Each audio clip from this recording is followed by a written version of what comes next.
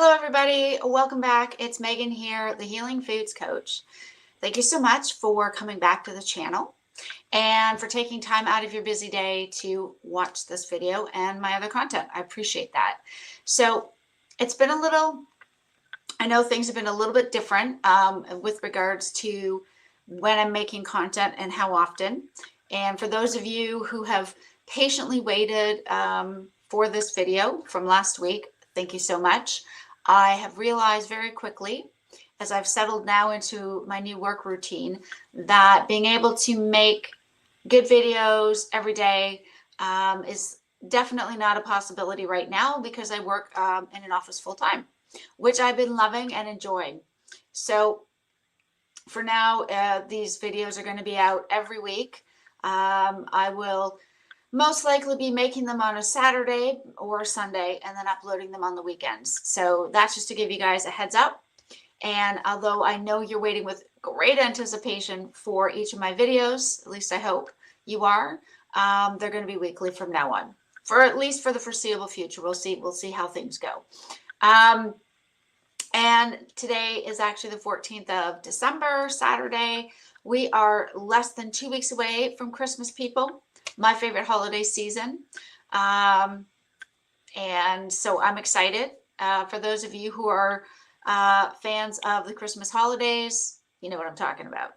So I thought it would be perfect to make today's topic all about my suggestions or tips on how to successfully navigate holiday parties, because we don't just, maybe have family or friends to our homes or go to their homes, but those of us who are working, or actually even if we don't work, maybe we're students, whatever the case is, we will often go to at least one, if not multiple, holiday parties, whether it's pre-Christmas, at Christmas, or between Christmas and New Year's. And of course, that is a whole wealth of temptations and opportunity to either fall off the low-carb keto carnivore wagon or put plans in place so that we can actually be prepared, be successful, avoid the crap that we're trying to, and still enjoy our time with friends and family. Because after all, the season is supposed to be a time where we are, enjoying company with people that mean something to us, whatever they fall into that category of spouse or partner, family or a friend who feels like family, whatever the case might be.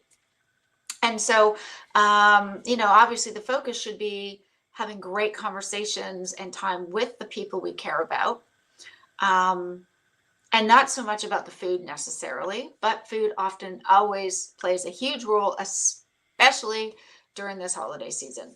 So last night, the 13th, was actually my office's Christmas party. Now, I've not been to a proper Christmas party in over 15 years, certainly not since long before we moved here to England. I did have a Christmas meal with a previous employer. I guess that was almost 12 years ago now.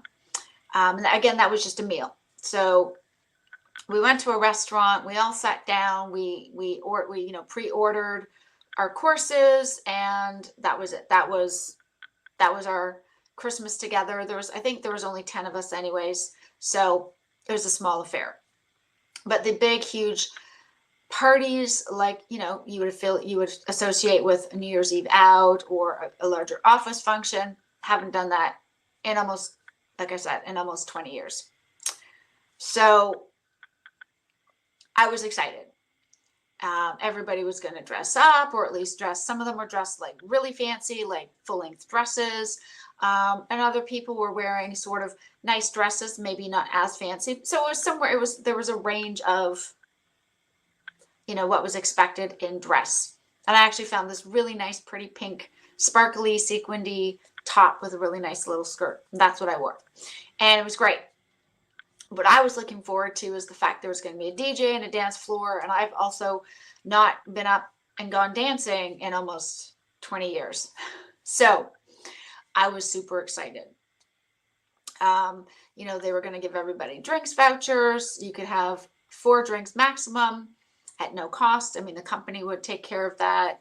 That could be either a few glasses of wine, single glasses of beer, single shot of spirits, or, you know, you could have your soda. Or juice, whatever you were up to. And obviously the reason being, it was a work sanctioned event. It was paid for by the workplace, and they do not want to be responsible for people going crazy and getting drunk and being ridiculous at the party on them, which is why they limited how many drinks people could have. Now, let me just say right off the bat, I don't drink at all. Some people are low carb keto carnivore and they will still enjoy an occasional drink, and that's totally fine. And if they want to do that and they don't feel any ill effects, why not? You know, I do miss having an occasional glass of red wine. Here's the problem. Alcohol makes my rosacea get really bad, really quick. And also it triggers my IBS. And I feel like my guts are tied up in knots, and I get what's called gut rot. And I feel horrible for the next 2 or 3 days, just even a small glass. So that is why I don't drink alcohol at all. I just want to make it clear. That's the reason why I don't. People can drink alcohol and be responsible and not get goofy and silly, or, you know, get wildly out of hand drunk. They can enjoy a glass of wine or some liquor, spirits, you know, whatever, with their favorite meal, especially in the holiday season. I do miss one of my favorite things I used to have at Christmas time would be a Bailey's coffee, which would be real coffee with a small shot of Bailey's Irish cream in it. Delicious. Can't do either. Anyways, I say that because there are those out there who can still drink on occasion and they're still carnivore. Just making that point clear. Okay. But do keep in mind, of course, that alcohol is essentially pure glucose when it hits the body, and it hits the bloodstream almost instantly. So keep that in mind as well. You're going to have massive insulin spikes. So as long as you don't mind that, and again, if you're doing it on occasion and you enjoy it and doesn't seem to cause you any other issues, why not, right? So here's the thing. My first thing is that I knew I was not going to be drinking. I can't do even diet soda because it's full of caffeine, and anything carbonated is really, really bad for my IBS. So I don't do pop at all, soda pop, whatever you want to call it. I can't do that at all. Even if it's diet, even if it's sugar-free, and even if there's some brands like Coke does a caffeine-free version. I can't do any of it because the carbonation kills me first, and then the bubbles kill me second. So one thing, if you tolerate those things and you're going to be out at a work event and you are, for whatever reason, you're choosing to either restrict yourself to maybe one small glass of wine, or possibly you want to have like an Irish coffee, or maybe you're going to limit yourself just to pop or soda. Keep it sugar-free, of course. That would be just a general tip overall. But last night was so much fun. So the event was meant to start at 7, and people started arriving. I got there about 7:15, and then everyone else kind of started to pour in by 7:30, 7:40. They had a really great DJ, and he did a great job.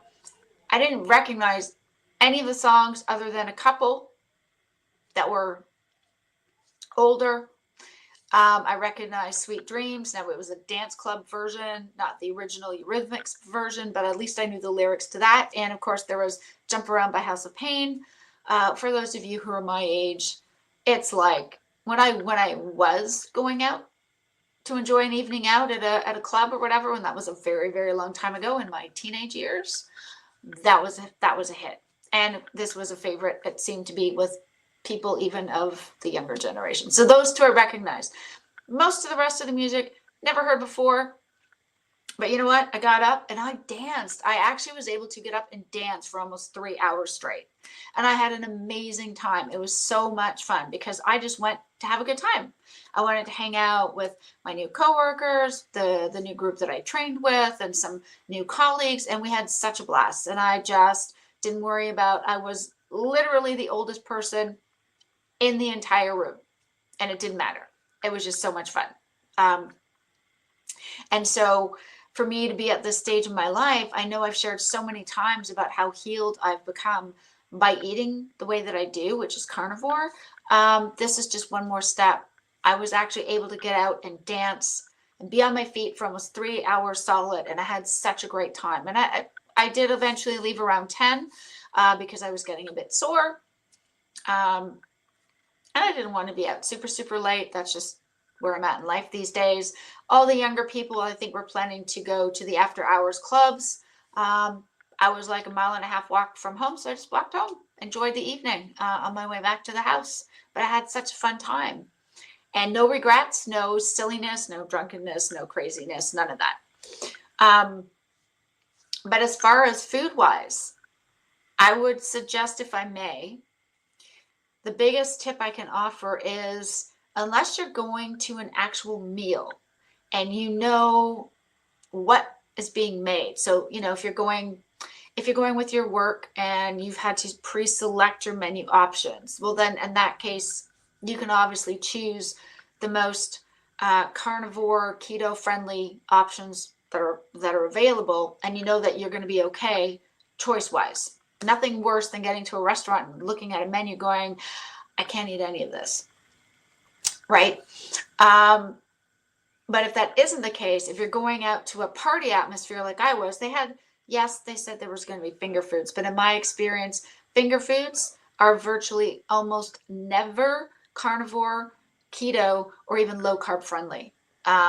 Because it's whatever's fastest, easiest, cheapest to put together. So things like nachos, dips, chips, pretzels, peanuts, cakes, mini cupcakes, garlic bread and dips. They had things, instead of having just plain cocktail sausages, they had little mini sausage rolls. So you're nothing but processed carbs, basically, is what you're going to be left with. And then the temptation is, if you're out and you're dancing around and you're having fun and you're burning energy, burning calories and using up all this energy, you're going to get hungry. And it doesn't matter how bad you know the stuff is. If you get hungry enough, you will go back and eat, because you got to eat something, right? So if I may suggest, eat before you get there. That's what I did. We actually ordered from our favorite kebab place just down the road from us. Now, I did not eat. I had chicken doner meat. So just the chicken meat that you would find in a doner wrap, but without the wrap. So it was just that seasoned and diced up, shredded up chicken. That's what I had. A nice big plate full. And I was full and I felt satiated. And then when I went to the party, I wasn't tempted. So if you're going to something where you've been told there's going to be like little munchies and finger foods, I would suggest if you assume it's going to be nothing but processed carbs with maybe a little bit of protein in there, that's probably safe to assume. If you go with that mindset and then you eat before you get there, you're not going to be tempted to give in to all the baked goods that are out on display. Just a thought. So that might help. And I mean, if you're the one hosting the party, you can control what foods get made and what foods are on offer. For example, if I was to host a party at my house, it would be things like deviled eggs, mini cocktail sausages. It would probably be like cheese platters. Maybe some carrots or celery and dip for the slightly more keto options, but that's basically what I would put together if it was me. Prawns and cocktail sauce. Mine would be extremely carnivore, keto friendly. But most of the time you're going to somebody else's event. And don't worry, you don't have to. The other thing I find that can be a challenge is people want to offer you food, or they say, hey, I baked this for you, or I made this for you, and please try it. It's okay to say, oh, thank you so much, but actually I'm not hungry right now. If you need to let them down, or just say, oh, thank you, I'm okay, but thank you anyways. Be polite, but don't let people make you feel like you have to eat something that you're going to regret later just because you feel bad that they made something for, if you didn't ask them to make it. That's another thing, is I think that will help in this holiday party season, is stick with your guns. People might try to make you feel guilty, like, oh, I baked this pecan pie with you in mind. Oh, actually, thank you so much, but I really don't eat sugar anymore. But thank you, that was so thoughtful of you, and I do appreciate it. But I'm gonna actually say no, thank you at this point, and that's it. You know, so they know that you appreciate the fact you made the effort. You didn't actually ask them to make it, and therefore you don't eat it out of guilt, and then you just feel guilty after the fact. If that makes sense. Anyways, these are just things that over the last several years I've had to learn and put into practice. And sometimes people will still trying to keep pushing all the snacky, bad, carby things on you, and you just have to be polite but firm, and eventually they'll give up and stop asking you if you want some cookies or a muffin or nacho chips with sauce, whatever it is. And in the end, I think ultimately they'll respect the fact that you are trying to make healthier choices. And yeah, hey, if they want to eat that, that's obviously, it's their choice. They have free will. They can eat whatever they like. But hopefully they'll respect the fact that, yeah, but you don't eat that stuff. They can go ahead and enjoy it, but that you don't want any, and that's okay. So hopefully that is helpful. And the other thing I just wanted to say is that the thing I had to remind myself of is the whole reason why people have parties and why they invite people and get together with friends and their family and loved ones, which would include both those categories, is because they want to spend time with people they care about, or they want to get to know some new people, like if it's a work environment. And it should be more about a chance to socialize and get to know people better than the only reason why they're having a party is to eat garbagey food.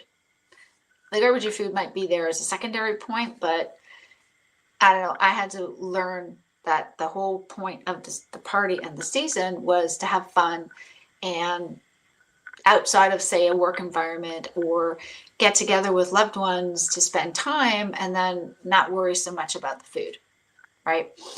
If you eat something, like I said, I had the shredded chicken donor meat. That was my dinner, and I felt great. I wasn't hungry, and I had a blast. I had such a good time. And I didn't wake up feeling carb hungover.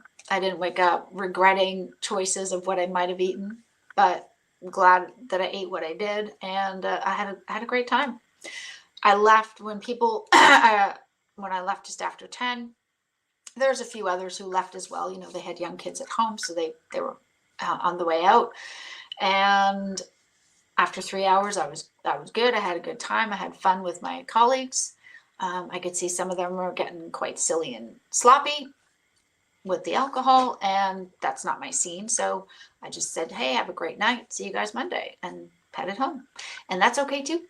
It's okay to leave if you feel like things are getting a bit silly. So you don't feel obligated, I guess is what I'm saying, which hopefully you wouldn't. Anyways, I hope you guys are doing well. I hope you guys have had great days today as we count down to Christmas. I will have more content for you next week as we get closer and closer to the big day. Take care, you guys. Take care of yourselves. Take care of each other. And as always, thank you so much for your kind words and your comments. I always appreciate it. You guys really do mean the world to me. All the best, and I will see you next week in the next video. Take care, and that's it for now. Bye, guys.